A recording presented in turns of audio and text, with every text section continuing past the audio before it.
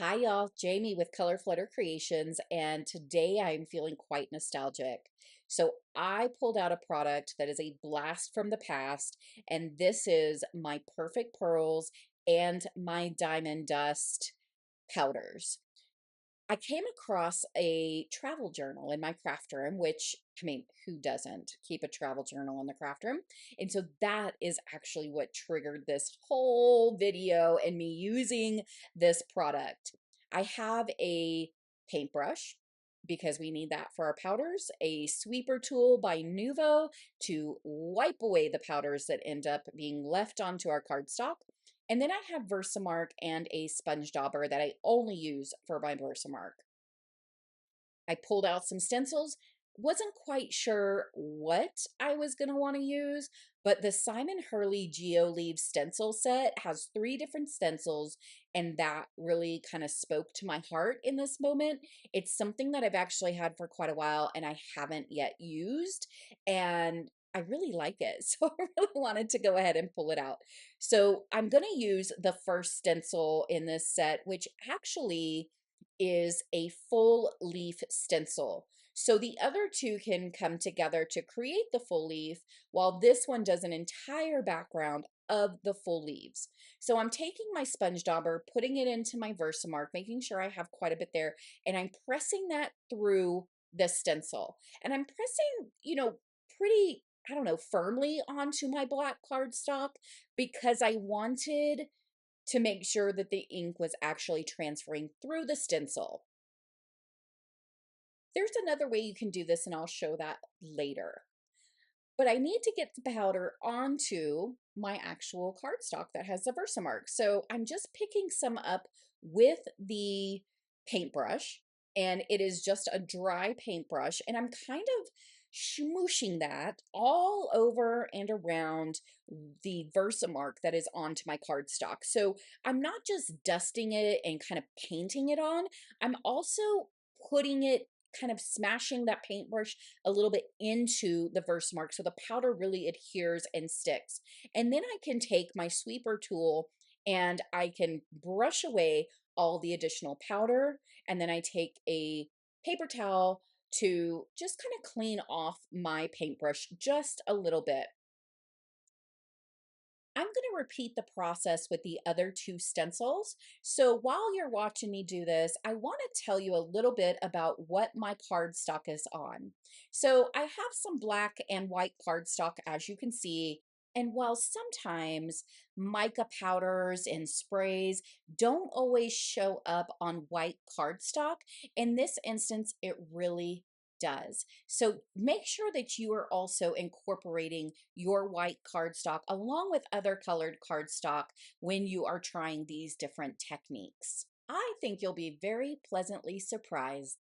Okay, the cardstock is stuck to, without being stuck, it's stuck to a silicone mat. It's just a flimsy piece of silicone that was a larger sheet that I cut down and I keep.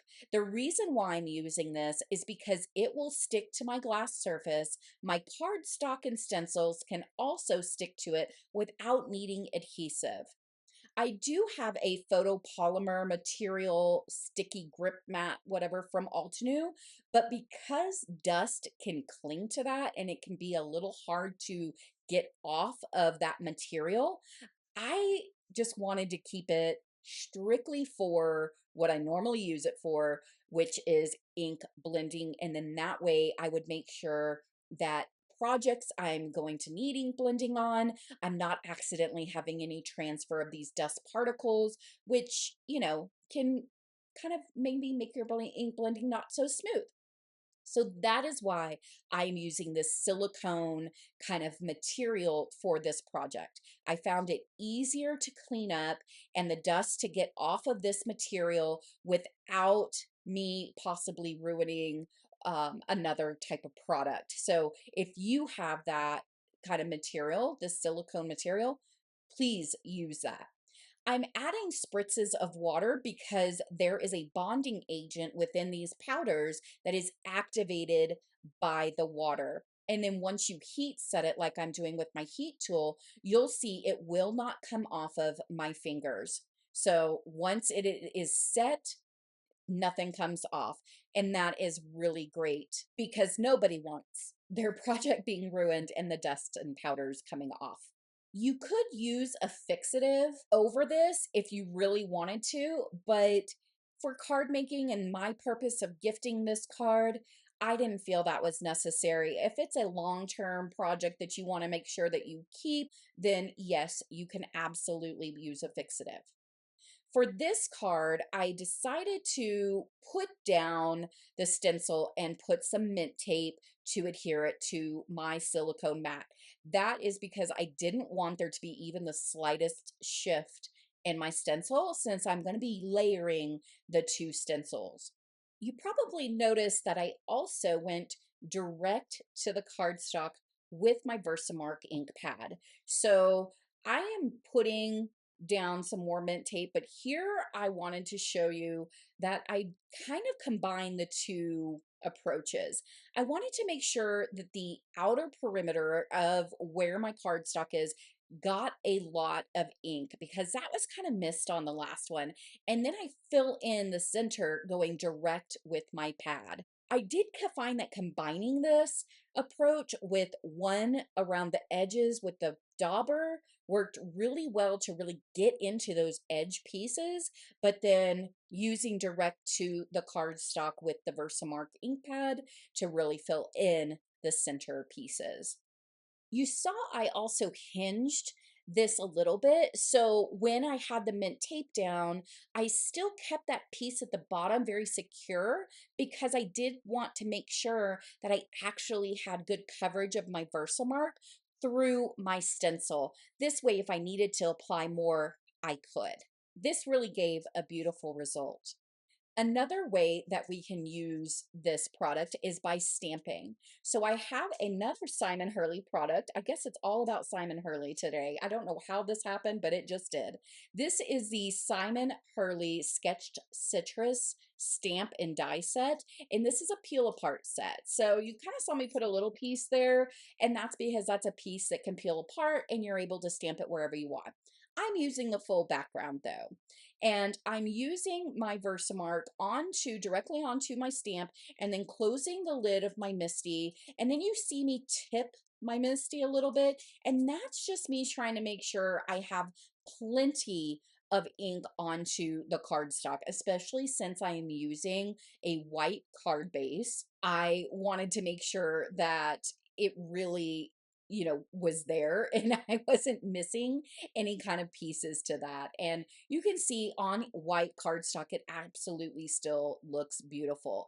If you were to use the standard perfect pearl color, which is like an iridescent-y white, it would still show up as shimmer, but it's not going to show up quite like this. So just keep that in mind. But if you're using any of the color powders of Perfect Pearls or the Dylusions dust, diamond dust, you can absolutely see that. And it works really well on the white cardstock as well.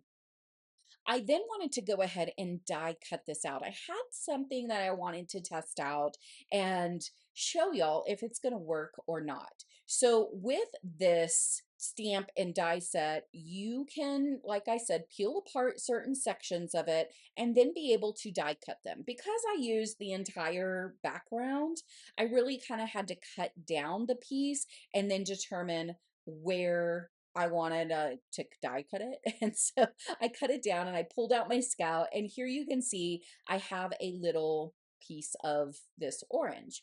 So I wanted to test inking and ink blending. I wasn't sure if once the Perfect Pearls was set and bonded using the water and then drying it, if it was going to actually resist any ink. I haven't seen anybody try this out. So I thought I would give it a try. I buff it off a little bit, and honestly, you can kind of see the outline, but it didn't really work. So sorry about that. It's not something that works, but hey, maybe you can see that I actually tried it. Since I had cut apart the other background that I did on the white cardstock, and I still really wanted to use this full background, I decided to take a piece of orange cardstock from a scrapbook.com paper pad, and I decided to use an orange on orange monochromatic kind of motif. Ooh, fancy words. Anyway, and so I do this actually a couple of times because I really like this background stamp and wanted to create a couple of different cards. I then use it on a black background as well.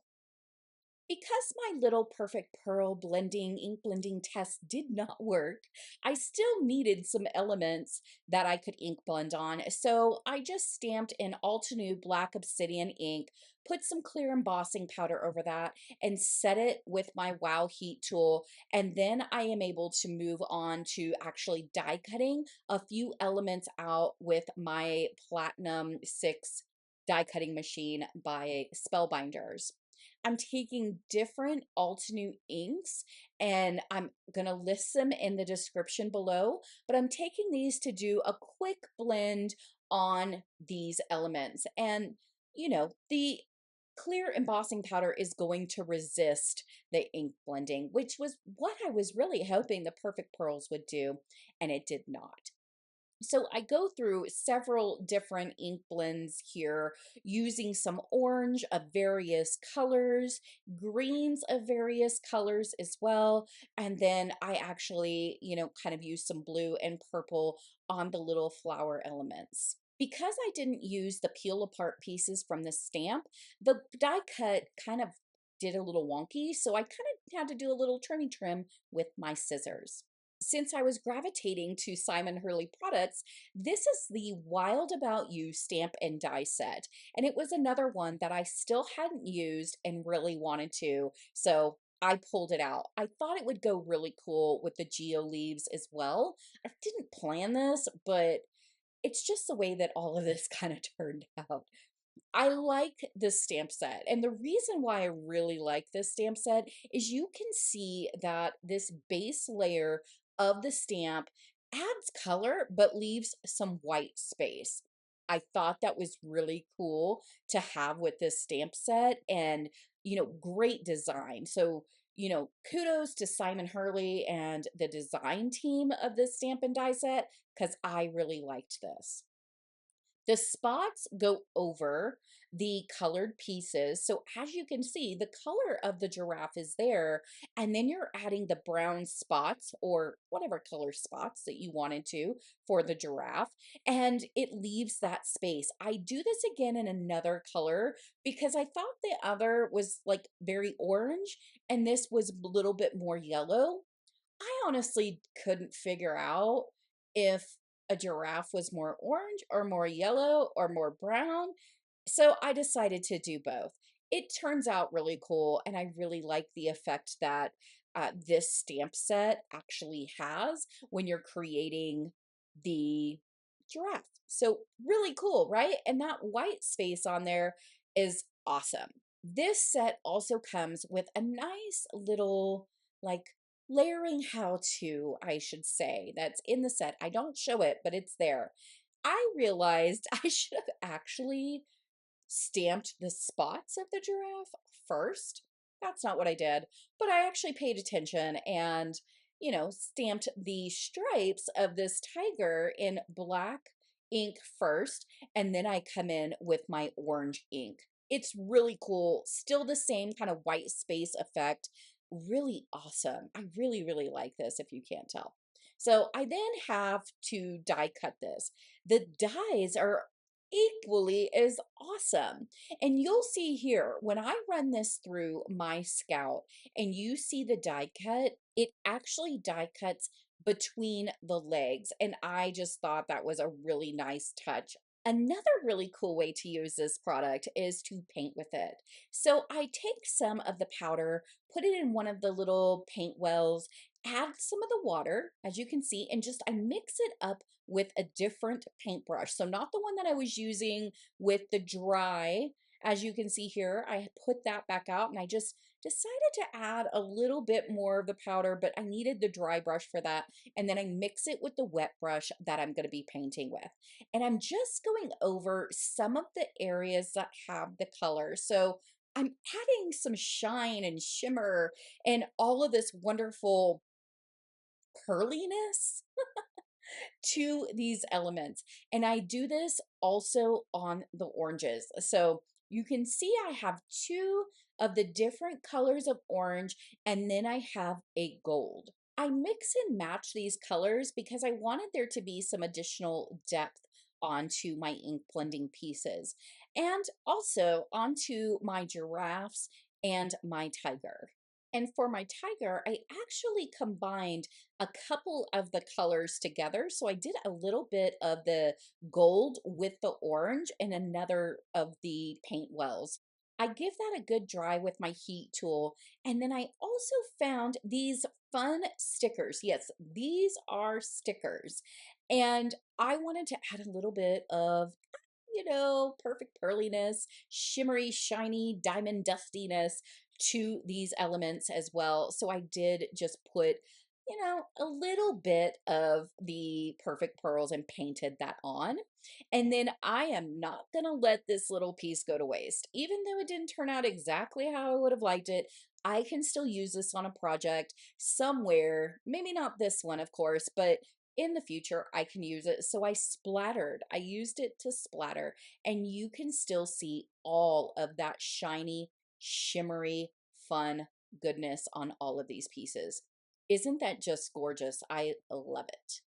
I'm taking some Rusty Hinge Distress Oxide and a orangish piece of cardstock from another scrapbook.com paper pad, and it just wasn't quite the orange that I really wanted. So I'm adding this color all around the edges, including around the orange cardstock that we did put some of our perfect pearls onto. I'm then going to take the black cardstock with the oranges all over it, adhere that to that orangish piece that we already had, and I'm going to set that aside to dry. Then I'm going to take the orange piece of cardstock with the oranges all over, and I'm going to put these fun oranges all over it, which are just some stickers from my stash. So I have a hard time getting the backing off sometimes of the stickers. So I used a piece of Scotch tape to kind of help me with that. And then these fun stickers are lined, or one of them is lined with all of these different flowers. So you saw me pull out my little flower tray that I have all of these nice die cut pieces of flowers or other elements like this, and I'm just following the line of the flowers that is already on the stickers. I'd have some smaller pieces along with some larger pieces of these flowers, so I'm just kind of seeing what fits best and what I like best, kind of tucking in here and there. And I really like this elevated aspect on top of that. And then I just pulled a sentiment from my stash and I center that on my card. I then adhere that onto a black top fold card base, and there we have a finished card for this one. And I really love the way it turned out. It's very simple, but I really like the elevated aspect of those flowers. And these are the Fun Violet Studio stickers I used. I'm now taking the oranges that we had done the black inking with and then the clear embossing over. And we did do that ink blending on those. And I'm just aligning those onto the black cardstock with that fun orange powder in the background.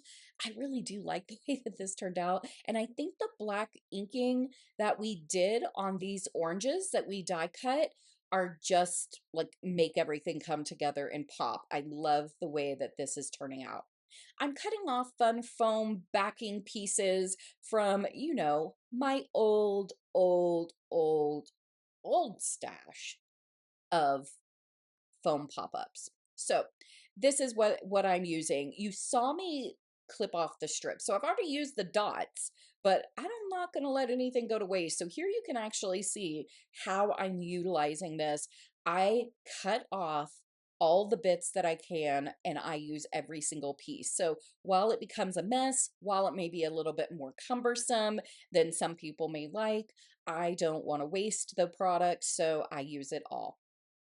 I popped up that one, and then here I'm just adding the fun flowers that we had done the ink blending on, and I put those kind of around on some of the oranges. And then I'm adding some stickles in a gold color into all of the center of the flowers all around the background and on the oranges and those little flowers. And I think that is beautiful. We'll have a bigger close up later. I found a sentiment again from my stash, and I didn't want to cover up too much more of the background. So I took some of the foam and I'm just kind of keeping that to the side. And then I'm putting that onto a white card base, which I thought really kind of helped tie in the white from our oranges as well as our sentiment. I did have a hard time getting this lined up straight, so I had to pull it off and then realign it onto my card base. But you know, there it is. It is beautiful and so shiny, shimmery. For this green one, I cut out a bunch of the tropical leaves from this Momenta die set, and it has these embossing elements into the die, which y'all know I absolutely love.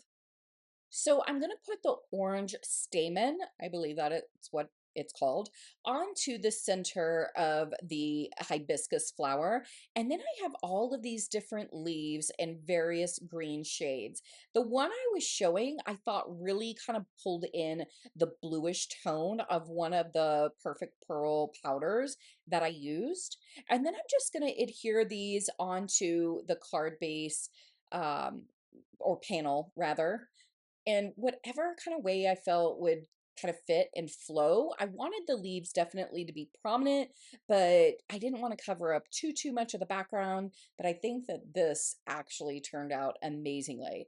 I did not glue down the tips of any of my leaves or flowers. Y'all know I like to keep a very organic feel, so I wanted those to be loose. I like the way that that is. I don't like things stuck down all the time extremely flat because I like the organic feel and the shadows and so on and so forth that I guess happens when you don't glue all of the little edges down.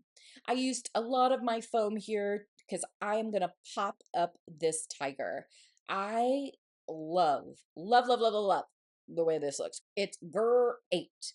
And that is an actual sentiment that comes in this set. But I wanted to use this sentiment that said stay fierce.